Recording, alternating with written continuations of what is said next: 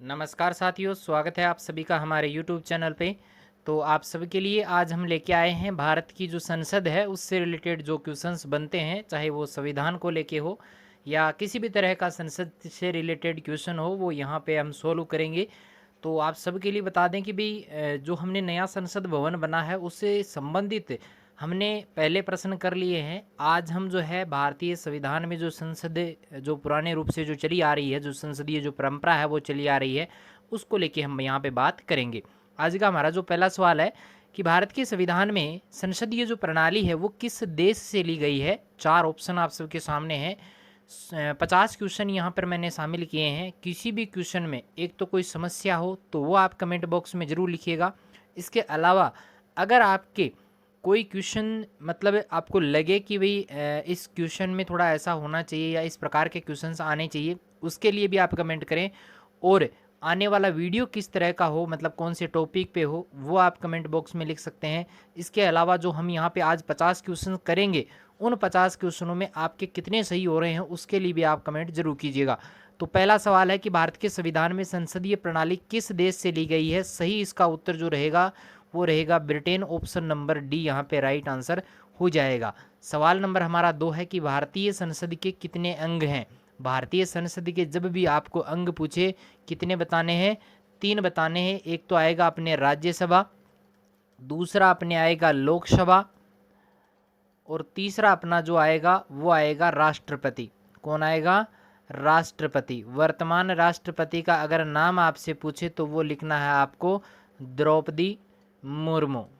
ठीक है, चलिए आगे बढ़ते हैं। सवाल नंबर हमारा जो 3 रहेगा, तीसरा सवाल है कि भारतीय संसद का कौन सा अंग नहीं है। तो हमने बात की कि लोकसभा है, राज्यसभा रहेगा, राष्ट्रपति रहेगा। तो ऑप्शन नंबर यहाँ पर डी जो है वो सही हो जाएगा। उपरोक्त सभी जो है वो यहाँ पे भारतीय संसद का अंग माने गए हैं। चलिए सवाल नंबर 4 है कि संसद का निम्न सदन कौन सा है। देखो, एक है उच्च सदन और एक है निम्न सदन। तो निम्न सदन कहा गया है लोकसभा को और उच्च सदन कहा गया है राज्यसभा को। यहाँ पे मैं लिख देता हूँ, उच्च सदन जो है वो किसको कहा गया है? राज्यसभा को। आगे बढ़िएगा। अगला सवाल जो रहेगा, सवाल नंबर 5 है कि संसद का जो उच्च सदन है वो कौन सा है। अभी अभी मैंने बताया कौन सा है, राज्यसभा रहेगा।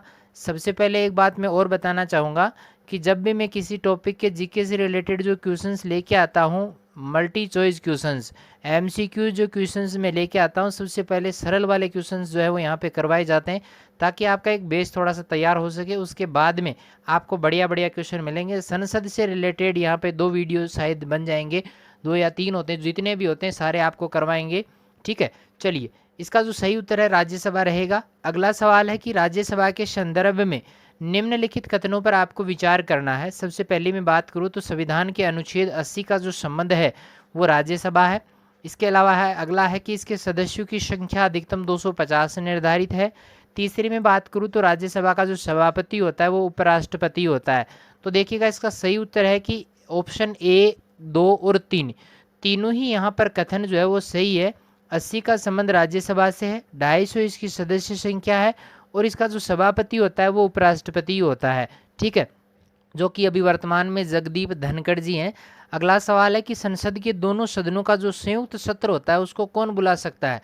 संयुक्त सत्र को बुलाने का जो काम है वो करता है राष्ट्रपति। और मैं अगर बात करूं कि इन दोनों सदनों का जो संयुक्त सत्र हो रहा है उसकी अध्यक्षता की अगर बात की जाए तो इसकी अध्यक्षता जो है वो करता है लोकसभा का अध्यक्ष। लोकसभा का अध्यक्ष ये काम करता है। वर्तमान में मैं बात करूं लोकसभा अध्यक्ष की तो वो है ओम बिड़ला। कौन है? ओम बिड़ला जो है वो यहाँ पे वर्तमान में लोकसभा अध्यक्ष हैं। आगे देखिएगा कि निम्न में से किस संविधान संशोधन के तहत लोकसभा में राष्ट्रपति द्वारा आंग्ल भारतीय समुदाय के सदस्यों को नामित करने के प्रावधान को समाप्त कर दिया गया। वेरी वेरी मोस्ट इम्पोर्टेंट, आप लगा लीजिएगा, ये सवाल परीक्षा में जरूर पूछा जाएगा। तो ये था संविधान संशोधन 104वां। तो यहाँ पर 104वां संविधान संशोधन है, ये हुआ था 2020 में। ठीक है, चलिए आगे बढ़ते हैं कि संसद के दोनों सदनों का संयुक्त सत्र राष्ट्रपति बुला सकता है। ये संविधान के किस अनुच्छेद में बात की गई है? संयुक्त सत्र की बात मैं करूं तो वो है अनुच्छेद 108 में, ऑप्शन ए यहाँ पे राइट उत्तर हो जाएगा। आगे देखिएगा कि संविधान के किस अनुच्छेद में संसद के बारे में बताया गया है? क्वेश्चन नंबर थोड़ा सा यहाँ पे ये रहेगा, संविधान के किस अनुच्छेद में संसद के बारे में बताया गया है? तो संसद का मिलेगा 79 में, 79वां जो अनुच्छेद है उसमें आपको मिलेगा संसद के बारे में। सवाल नंबर 11 रहेगा कि निम्नलिखित कथनों में से कौन सा एक भारत के संविधान की चौथी अनुसूची में वर्णित है? कौन सी अनुसूची की बात है? चौथी अनुसूची की बात है। तो वो है यहाँ पे कि इसमें राज्यसभा में स्थानों का आवंटन जो है वो यहाँ पे चौथी अनुसूची में शामिल किया गया है। ठीक है, चलिए सवाल नंबर 12 है कि संविधान के किस अनुच्छेद में लोकसभा के बारे में वर्णन है? तो लोकसभा के बारे में वर्णन है 81वें अनुच्छेद में, 79 में संसद के बारे में है और 81वें नंबर में है लोकसभा के बारे में। आगे बढ़ते हैं कि संविधान के किस अनुच्छेद में राज्यसभा के बारे में बताया है? तो राज्यसभा के बारे में बताया है 80 में। किन से में बताया है? 80 नंबर में। 79 में संसद हो गया, 80 में क्या हो गया? राज्यसभा हो गया और 81 में हो गया लोकसभा। चलिए आगे बढ़ते हैं कि निम्न में से कौन राज्यसभा की एकाधिकार शक्ति के अंतर्गत आता है? ऐसी कौन सी शक्ति है जो सिर्फ राज्यसभा के पास है? तो बहुत ही सरल क्वेश्चन ये रहेगा, ऑप्शन सी है कि नई अखिल भारतीय सेवाओं का जो सृजन है वो राज्यसभा के एकाधिकार, मतलब ऐसी शक्ति है जो सिर्फ राज्यसभा के पास है, अन्य किसी भी सदन के पास में इसकी शक्ति नहीं है। आगे बढ़ते हैं कि संसदीय जो शब्दावली है उसमें आपको प्रश्न काल का अर्थ पूछा जा सकता है। तो प्रश्न काल का अर्थ जो रहता है उसमें यह है कि सांसद जो है वो पूर्व सूचना के आधार पर मंत्रियों से प्रश्न पूछेगा और ये पूर्व जो सूचना है वो कितने समय पहले हो सकती है? तो ये 10 मिनट भी हो सकती है, ज़्यादा भी हो सकती है, इसका कोई फिक्स नहीं दिया गया है, लेकिन पूर्व सूचना उसकी देनी पड़ेगी। और एक होता है शून्यकाल, एक कौन सा होता है? शून्यकाल होता है, इसमें आपको तुरंत सवाल पूछना होता है और मंत्री उसका जो है वो तुरंत जवाब देते हैं, लेकिन यहाँ पर मंत्री 10-20 मिनट का टाइम जरूर लेता है। आगे देखिएगा कि किस सदन को हाउस ऑफ पीपल कहते हैं? पीपल हम कहते हैं लोगों को, तो लोगों की सदन कौन सी है भाई? सीधी सी बात है, लोग यानी लोक यानी लोकसभा हो गई। चलिए आगे बढ़ते हैं। 17वां सवाल है कि लोकसभा को हाउस ऑफ पीपल का नाम कब दिया गया? इंपॉर्टेंट सवाल है, कई बार आया हुआ है। तो यहाँ पे सही उत्तर रहेगा 1954 ईस्वी को जो है वो लोकसभा को हाउस ऑफ पीपल का नाम दिया गया था। आगे देखिएगा कि निम्न में से कौन सी एक समिति जो है वो संसद की स्थायी समितियों में शामिल है? देखो समितियां बनती रहती हैं, फिर वो मतलब उनको हटा देते हैं, फिर वो बन जाती हैं, लेकिन स्थायी जो समिति है वो कौन सी है? तो स्थायी समितियां देखो, लोकलेखा समिति स्थायी समिति है, प्राक्कलन समिति स्थायी समिति और सार्वजनिक उपक्रम की समिति भी क्या है? स्थायी समितियों की श्रेणी में आती है। अगला सवाल है कि लोकसभा सदस्य का जो कार्यकाल है वो कितने वर्ष का होता है? तो लोकसभा सदस्य का जो कार्यकाल है वो 5 वर्ष का माना जाता है। 5 वर्ष वो है अपने पद पर रहता है, जिसको हम सांसद या एमपी के नाम से भी जानते हैं, मेंबर ऑफ जो है वो पार्लियामेंट भी जिसको कहते हैं। अगला है कि लोकसभा के सदस्य का निर्वाचन किसके द्वारा होता है? लोकसभा का जो सदस्य का निर्वाचन है हमारी जैसी जनता करती है, तो जनता द्वारा प्रत्यक्ष रूप से ये काम होता है। तो यहाँ पे बी ऑप्शन हमारा सही उत्तर हो जाएगा। अगला है कि लोकसभा के अध्यक्ष की जो नियुक्ति है वो कौन करता है? लोकसभा के अध्यक्ष की नियुक्ति पूछी है, चुनाव नहीं पूछा है, तो नियुक्ति करता है लोकसभा के जो सदस्य हैं वो यहाँ पर लोकसभा अध्यक्ष की जो है वो नियुक्ति करते हैं। सारे वोट वगैरह वही डालते हैं जिसके पक्ष में ज़्यादा आएंगे, देखो बहुमत वाले के पक्ष में आते हैं। ठीक है, चलिए किसी विधेयक को धन विधेयक प्रमाणित कौन करता है भाई कि ये विधेयक धन विधेयक है या नहीं है? तो ये करता है लोकसभा अध्यक्ष, ऑप्शन नंबर सी सही उत्तर हो जाएगा। अगला है कि राष्ट्रपति द्वारा बुलाए गए संयुक्त सत्र जो होता है उसकी अध्यक्षता कौन करता है? ये मैंने पहले भी बता दिया है कि लोकसभा का जो अध्यक्ष है वो राष्ट्रपति द्वारा बुलाए गए संयुक्त सत्र की अध्यक्षता करता है। अगला सवाल है कि लोकसभा सदस्य बनने के लिए न्यूनतम आयु कितनी है? भाई कितनी उम्र आप प्राप्त कर लेते हैं तो लोकसभा का जो चुनाव है वो आप लड़ सकते हैं? तो वो है यहाँ पे 25 वर्ष की उम्र में जो है आप लोकसभा के सदस्य बनने के लायक हो जाते हैं, न्यूनतम आयु ये रहती है। चलिए सवाल नंबर 25 है कि लोकसभा में अधिकतम सदस्य संख्या कितनी हो सकती है? तो लोकसभा में अधिकतम सदस्य संख्या हो सकती है 552, ऑप्शन नंबर ए हमारा राइट उत्तर हो जाएगा। अगला है कि भारत की संघीय व्यवस्थापिका को किस रूप में जाना जाता है? संघीय व्यवस्था को जो है वो किस नाम से जानते हैं? हमें संसद के नाम से जानते हैं, ऑप्शन डी हमारा सही उत्तर हो जाएगा। अगला है कि संसद के किस सदन को प्रतिनिधि सभा भी कहा जाता है। इंपॉर्टेंट सवाल है, बहुत बार परीक्षाओं में आया हुआ है। तो प्रतिनिधि सभा जो है वो किस सदन को कहा जाता है, तो वो कहते हैं लोकसभा को, हाउस ऑफ पीपल के नाम से भी जिसे जाना जाता है। अगला सवाल है कि लोकसभा में कितने सदस्य राज्यों द्वारा चुने जाते हैं। राज्यों से लोकसभा में कितने सदस्य आते हैं, तो वो आते हैं 530। ऑप्शन बी हमारा राइट उत्तर हो जाएगा।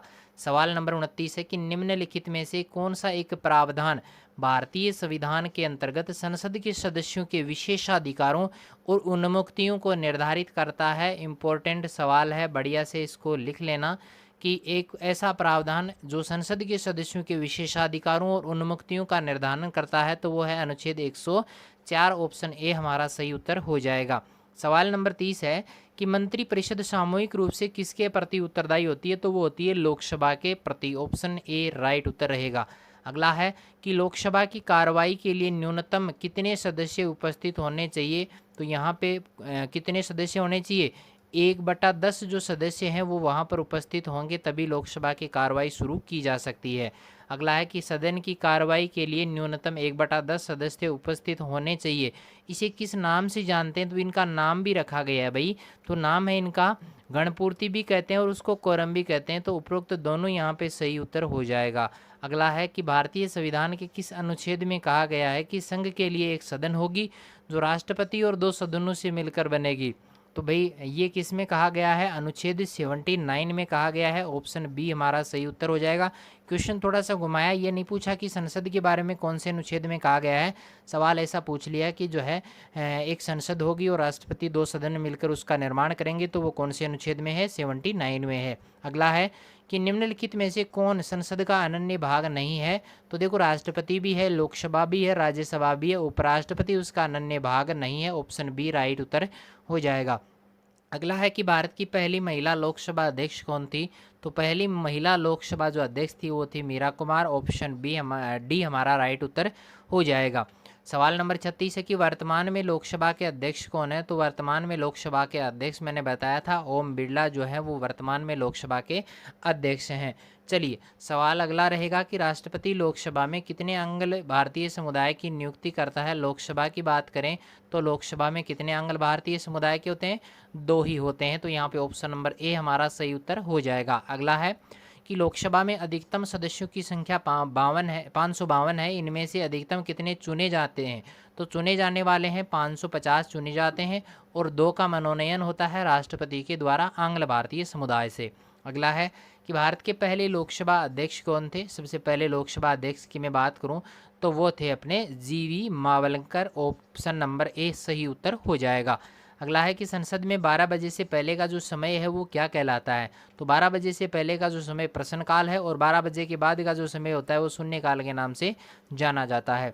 अगला है कि निम्न में से कौन सा कथन असत्य है, गलत कथन आपको बताना है।